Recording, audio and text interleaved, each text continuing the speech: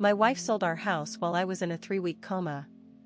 When I woke up, she handed me eviction papers with my own signature forged at the bottom. Let me take you back to how this all started. Sarah and I had been married for 12 years. We had this beautiful Victorian home in Portland that we'd spent 5 years renovating together.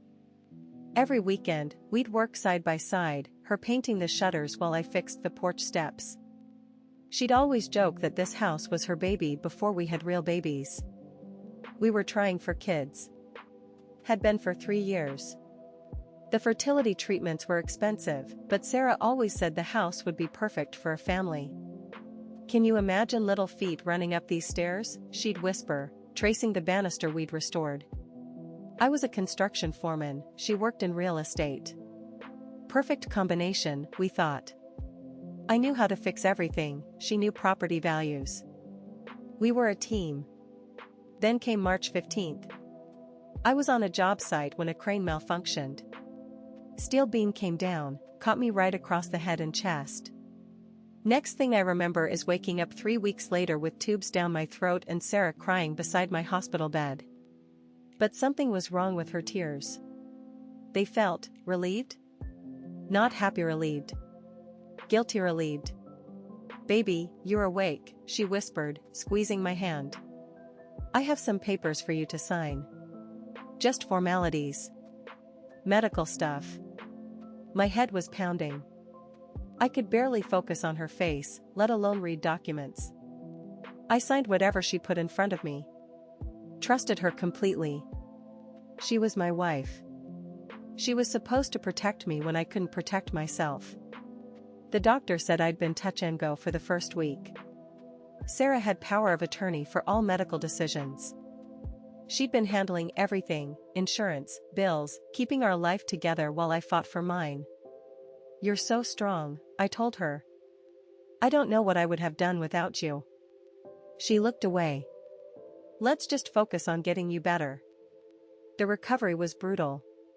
Traumatic brain injury meant months of physical therapy, speech therapy, memory exercises. Sarah drove me to every appointment, held my arm when I stumbled, celebrated every small victory. But she kept talking about money. How expensive everything was. How we needed to make some changes. The medical bills are insane, David. Even with insurance. We'll figure it out, I said. We always do. 2 months after I woke up, Sarah seemed nervous all the time.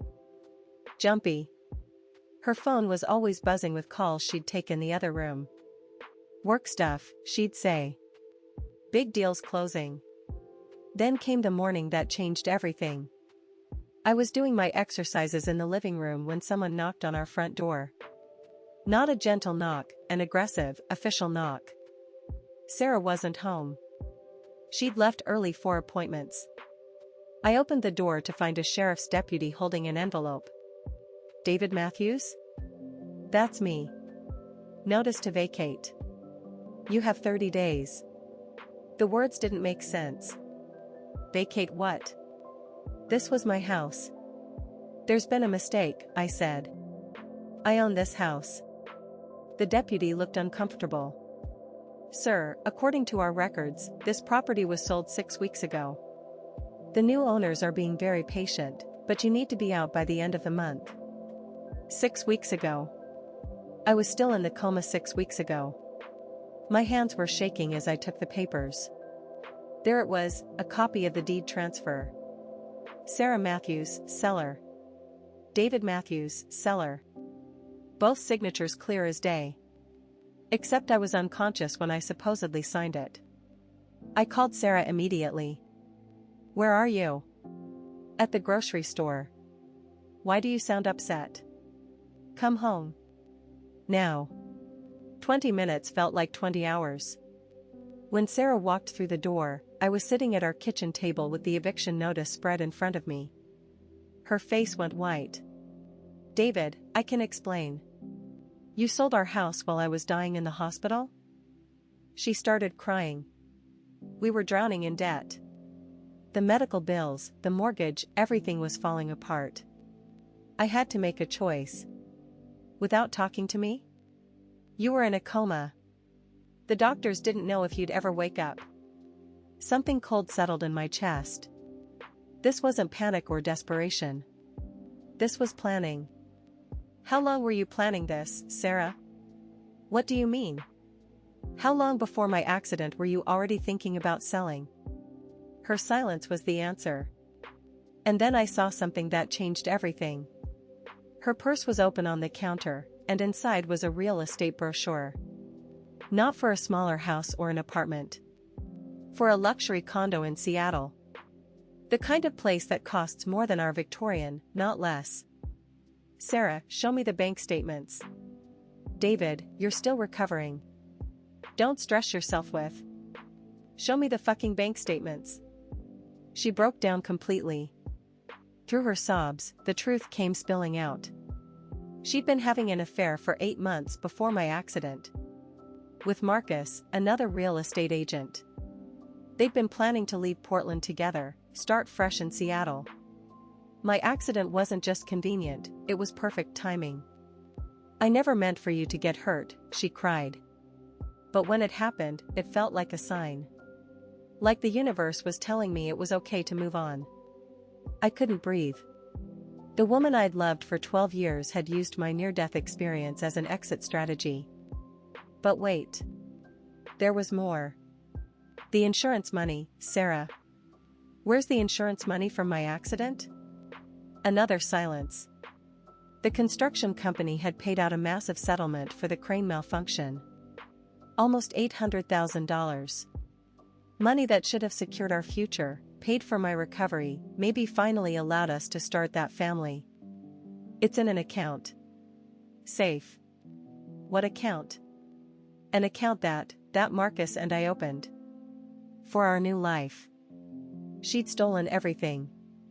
Our house, our future, my pain and suffering settlement, all of it liquidated to fund her escape with another man. While I was learning to walk again, she was planning her new life. That night, after Sarah cried herself to sleep, I sat in my home office and made phone calls. First to a lawyer who specialized in fraud. Then to a private investigator. Then to the district attorney's office. Turns out, forging someone's signature on legal documents while they're incapacitated is a felony. Multiple felonies, actually. Fraud, embezzlement, identity theft, the charges kept adding up. The PI found everything. Records of Sarah and Marcus looking at condos while I was still on life support. Bank transfers made the day after I signed those medical documents. Email chains between them discussing how to handle the David situation. One email made me throw up. He's so grateful for everything I'm doing. He has no idea we're already gone. The lawyer was incredible. Within a week, we'd frozen all the accounts, put a hold on the house sale, and filed criminal charges. Sarah came home that Friday to find her own eviction notice, a restraining order that barred her from our house. David, please. We can work this out. I love you. No, I said. You loved the idea of me dying so you could move on guilt-free. The trial was a nightmare, but justice felt sweet. Sarah got 3 years for fraud and embezzlement. Marcus lost his real estate license and got 2 years as an accessory. The house sale was nullified. The insurance money was returned to an account only I could access. I kept our beautiful Victorian home, the one we'd renovated together, the one she'd called her baby. But the best part? 6 months later, I met Jenny at physical therapy. She was recovering from a car accident, and we bonded over how trauma shows you who people really are. Jenny held my hand through the nightmares, celebrated when I could finally run a full mile again, and never once looked at me like I was broken. Last month, I proposed to her in our renovated kitchen. She said yes. Sarah sent a letter from prison saying she was sorry and asking for forgiveness. I never responded. Some betrayals are so deep, so calculated, that forgiveness would be an insult to your own survival. Our Victorian house is filled with love again. Real love. The kind that doesn't disappear when life gets hard. And those little feet Sarah used to dream about? They're finally running up and down our stairs. Jenny and I are expecting twins. Have you experienced something like this?